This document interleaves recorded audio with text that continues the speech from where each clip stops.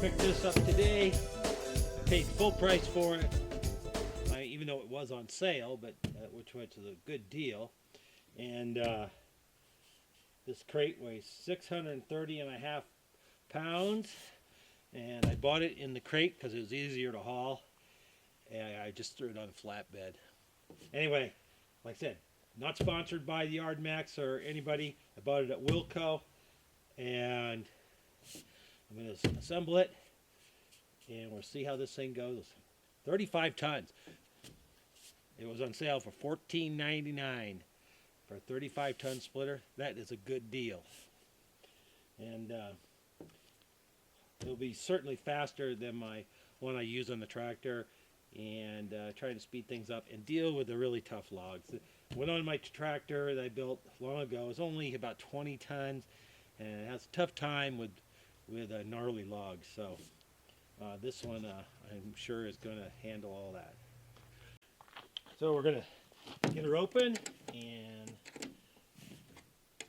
see what it looks like.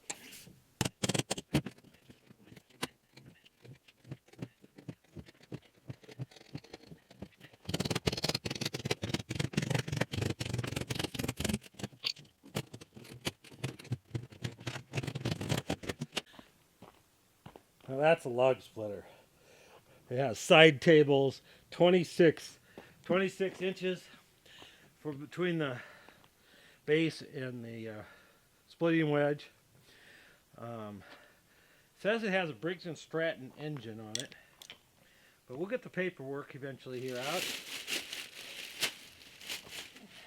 208 cc Briggs & Stratton CR 950 is the model number for the engine.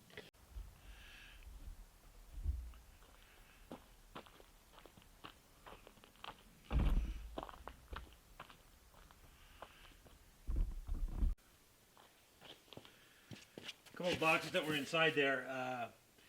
Log cradles, beam lock bracket, pivot bracket, manual tube. And this is the wheels setup, I think.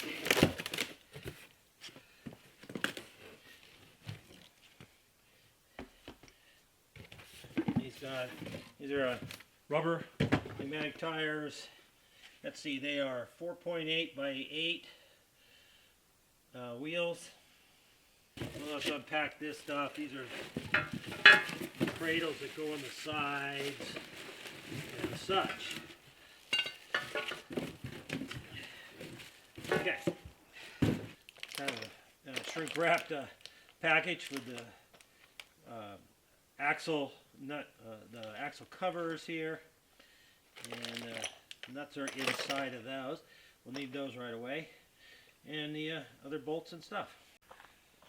I disconnected the hydraulic hoses from the main assembly of the ram and the valve. Actually, these are connected to the valve, control valve. There's oil in it. So this is the reservoir axles.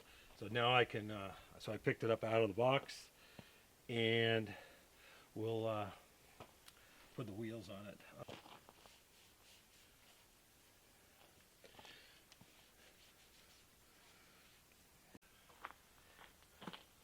Yeah, pop the caps off the wheels. There's a seal on the one side. Seal always goes on to the inside usually. So we'll just slip those, slips right on. So flat washer and castle nut, and then I'm going to tighten this up.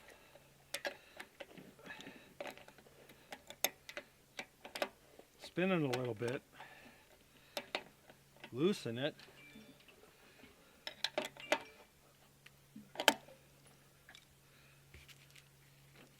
That's pretty tight, so now we'll loosen it. Should really be only about hand tight. There, a tiny bit of play. Just a little bit of play. You can feel it jiggle a little bit. I'll tap in the cotter pin.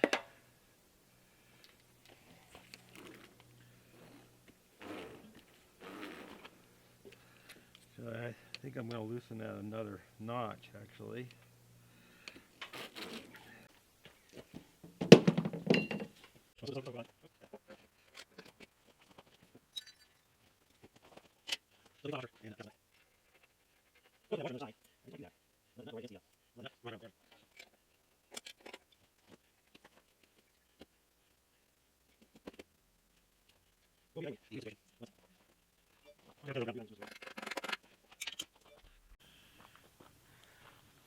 I'm going to put the tongue in now. This is the tongue. The only place it goes is right in here. So, then there's these. These are like M12 bolts. They're half-inch bolts. So we'll have to get this aligned.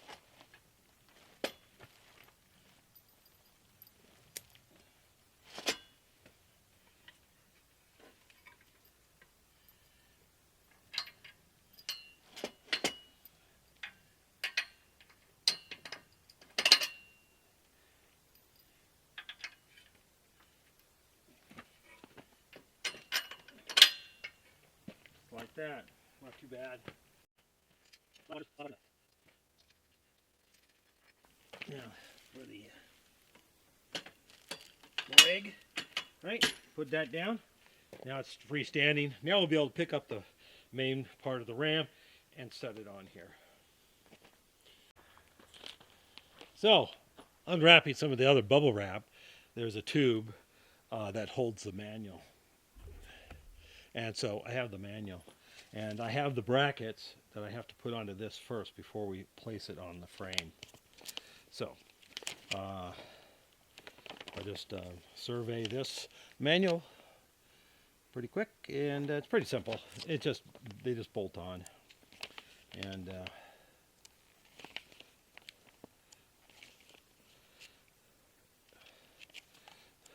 okay.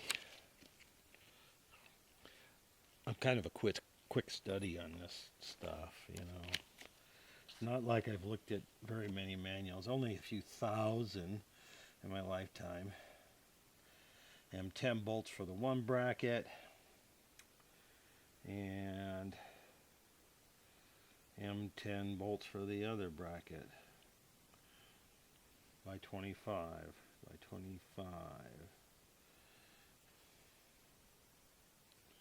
Okay, let's put those on.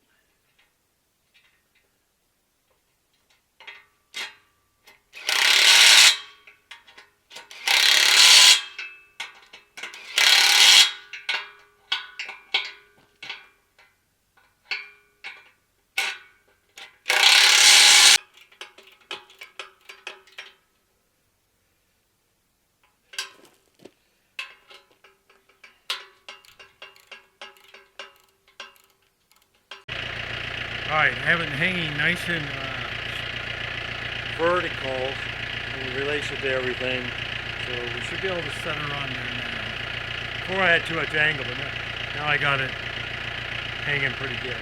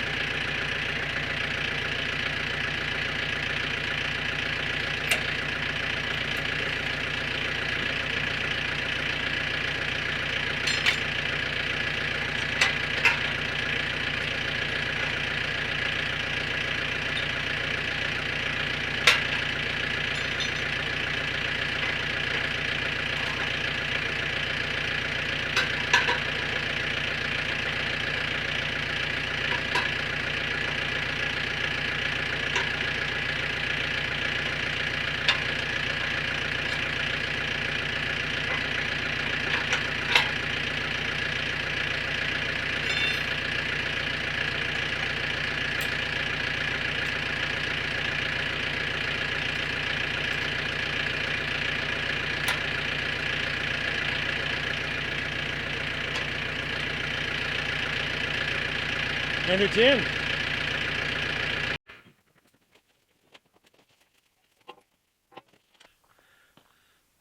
Looks pretty awesome. So you pull this, this is locked in.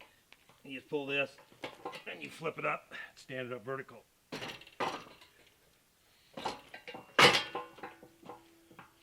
Kind of heavy. They could have made that balance point a little bit different, but my wife won't be able to tip it up. Mostly me and my son are going to use it most. This is the instruction tube. Now I'll put the instructions in, but this is a, you know, one of those 2-branch type things for spark plugs and stuff. That just goes on there. It's mounted with 2 bolts. All right, I got this tray bolted on this side now. Each side mounts different. This one mounts right against the box beam here. This one mounts on a couple mounting flanges that stick out. So it's just a little bit different setup. All this is very straightforward. Of course, all the fasteners are metric. Let's just make a note of that.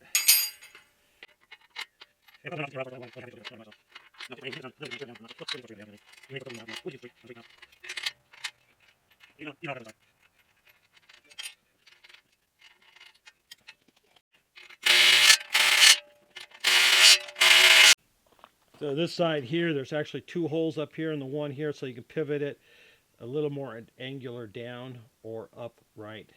I put it in the upright position. This is the breather and dipstick for the reservoir.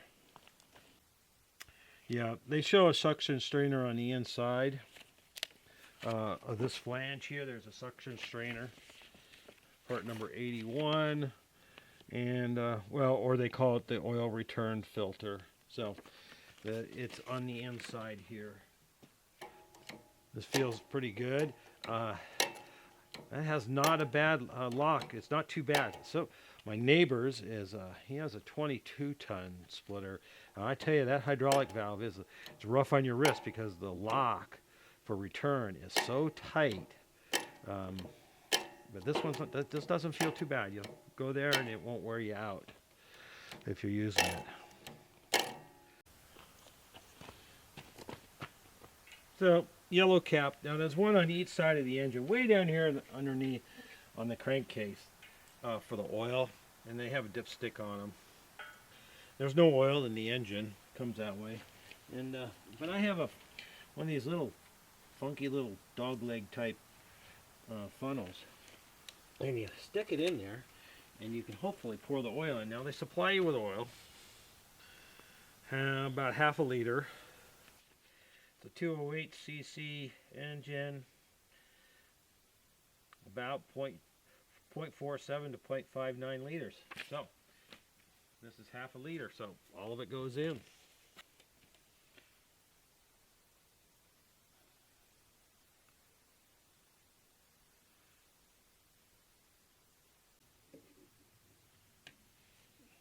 Fuel in.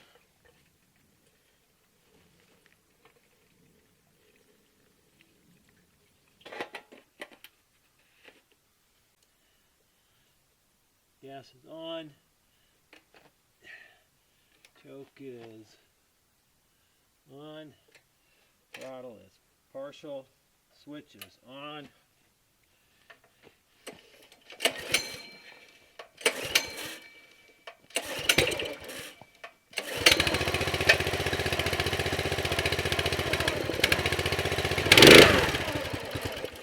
Well, I should have checked all the fittings. Discharge pump fitting loose, very loose. So check all the fittings.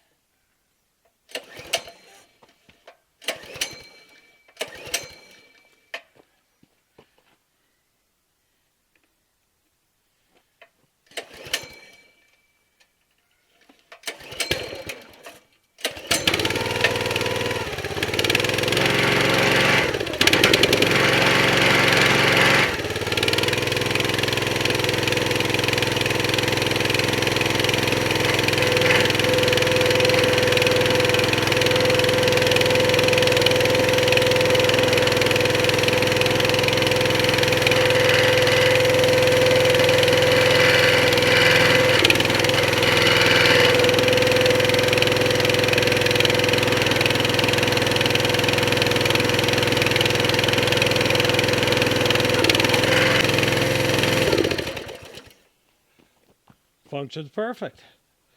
Now, yeah, make sure you check all the fittings. I should have had a suspicion because the one fitting I undid, of the two fittings I undid, one of them was really loose. It was just barely hand tight even. So I should have checked those. Anyway, I'm going to, I've put the caps on the wheels. I'm going to check those. Like I said, that seal, if it rubs against that inside on the axle where it's turned down to the axle size, it could wear that seal out real easy. So I might take that flat washer and put it on the other side and have the seal against that, and that could be a lot better. I'm going to look in here actually and see if there's anything that shows what they did. They show the washer on the, oh no, they show the washer on the outside. Yeah, they show the washer on the outside because that's how they usually are. But like I said, I don't care for how that's going to rub on there. I might make a thin washer and put it in there. So since I have the ability to do some of this stuff, I might do that, is adjust things so that's a little bit better. Especially if you're going to be towing it around a lot. I'm not going to be towing it 7 miles down to my son's house. So, we'll take it back and forth a couple times, and that's about it. But I'll think about looking at that. So really, that's all I have is the caps to put on the wheels. And I ran out of parts. And the engine works. Oil's in the engine. Oil's in the hydraulic system. And everything works. Awesome. You see the little oil spill. Thank you guys for watching. This is the Yardmax 35-ton hydraulic log splitter. Very nice. Went together really easy. Everything fits and operates right off the bat. I'm putting fuel in it and oil in the engine. Ready to go. Check your hydraulic fittings for being tight. I undid this clamp here off this part, and I took the hoses off of here when I took it out of the box. So I had the separate pieces. And so I had to put those back together. You can't, these are different sizes, so you can't mix them up or anything. And then just, reattach it there, the Audel clamps. So this is the fitting that was loose, and just tighten it up. This is your reservoir. So I think it's going to be great. Like I said, it seems to work. I'll have to put it under pressure test, get a log and stuff. Maybe I'll be able to get a log on it tomorrow, and I'll put it on the end of the video here for a log test. So thank you again for watching, and we'll catch you in the next one.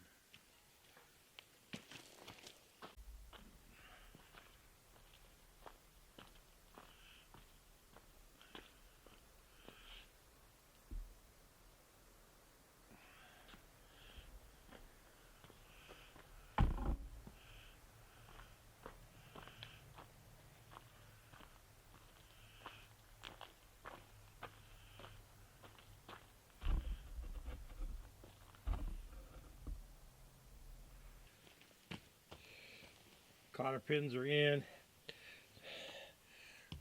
These caps fit too tight, way too tight.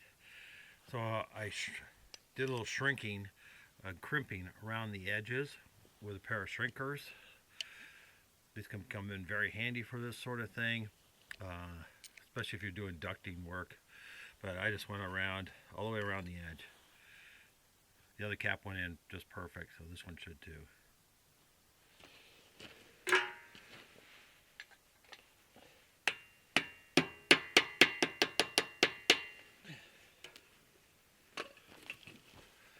Simple as that. Now let's go test it.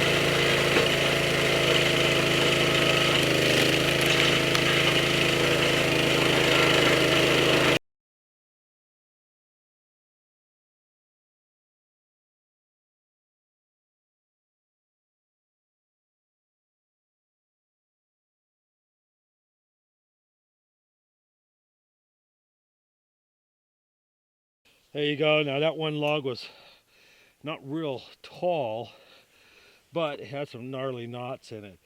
And that machine didn't even blink an eye at it.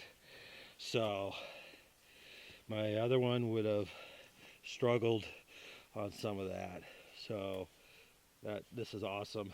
Works great in the vertical, works great in the horizontal.